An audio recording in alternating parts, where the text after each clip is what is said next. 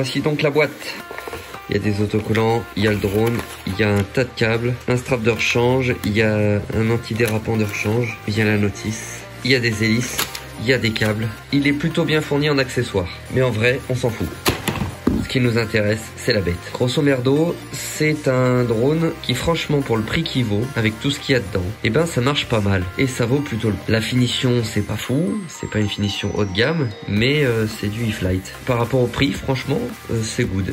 Les moteurs, c'est les fameux Xin 2207 1800 kV pour du 6S. C'est livré avec une antenne, livré avec les protections moteur, protection bumper, protection caméra DJI. La finition, quand je disais que c'était pas top, bah c'est les câbles, ils sont pas dans une gaine tressée, ils sont dans une espèce de petite coque plastique. Et là, ils passent pas donc derrière les colonnettes, ils vont en direct sur les moteurs. Tout de suite là, tel que vous le voyez, il était pas comme ça.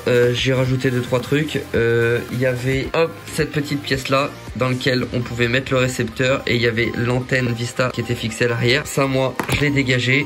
J'ai réimprimé exactement la même chose, mais avec en plus le petit support de GPS et la possibilité d'accrocher mes antennes du Crossfire. Donc j'ai rajouté du coup mon récepteur Crossfire à l'intérieur, il est ici. Le GPS, l'antenne Crossfire. J'ai rajouté un petit buzzer autonome aussi, juste derrière la caméra, il rentre. Pas de problème. Donc l'idée de cette vidéo tuto, c'est de dire voilà, j'achète un BNF, qu'est-ce que je dois faire? Donc la première chose, on démonte la top plate, on utilise les petits câbles qui ont été fournis avec. Il y a tout un tas de petits câbles parce que le récepteur se fixe sur un connecteur. Donc du coup il y a ce connecteur fourni avec plein d'autres connecteurs au bout, par exemple pour les RXSR ou autres qui ont eux des connecteurs pour que vous puissiez sans souder directement les connecter. Moi j'ai un Crossfire TBS Nano RX, donc du coup il y avait un truc avec le connecteur et les fils. Donc du coup j'ai soudé les fils dessus et j'ai raccordé.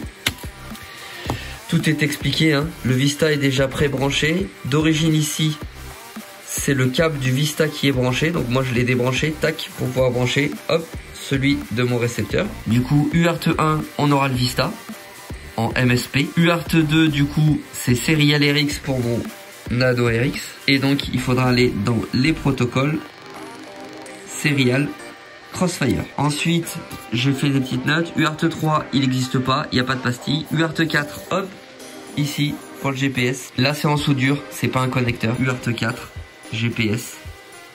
Après, le boat, ça dépend de votre GPS, bien évidemment. Ensuite, UART 5, pareil, il n'y a rien. Et UART 6, c'est les ESC.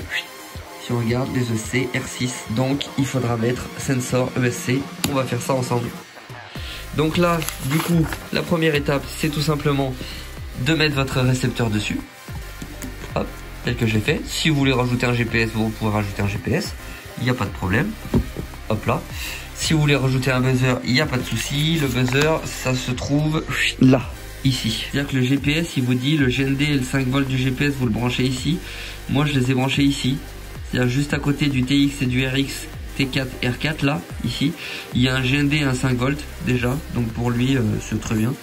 Et du coup j'ai gardé le GND, le 5 volts et le buzz moins, les 3 pastilles qui sont ici pour brancher mon buzzer. Donc ça c'est la première étape. La deuxième étape est la plus longue, il vous faut un sèche-cheveux sur lequel vous pouvez désactiver l'air chaud, donc pour qu'il souffle que froid. Quel est le principe? Fourni avec, vous avez un câble USB-C que vous allez brancher à votre Cadix Vista et vous allez aller sur le logiciel DJI FPV pour enregistrer lui et faire sa mise à jour. Comme c'est très long et que quand on branche, parce que du coup il faut l'alimenter, quand on branche la batterie, lui il chauffe, et ben il faut le refroidir avec un sèche-cheveux, mais sans la fonction chaude, juste avec de l'air froid. Donc ça va être la première étape. Une fois qu'on a fait ça, la deuxième étape, ça va être de le brancher à Betaflight via le port USB ici et donc l'autre câble USB qui est fourni également à votre ordinateur afin de régler et de surveiller que tout ce qui est là c'est ok. Mais pour ça il va falloir préparer la radio et donc faire un modèle. Donc étape 1, on met à jour lui. Étape 2, on fait un modèle sur la radio. Étape 3, on fait les réglages Betaflight. Étape 4, on vole.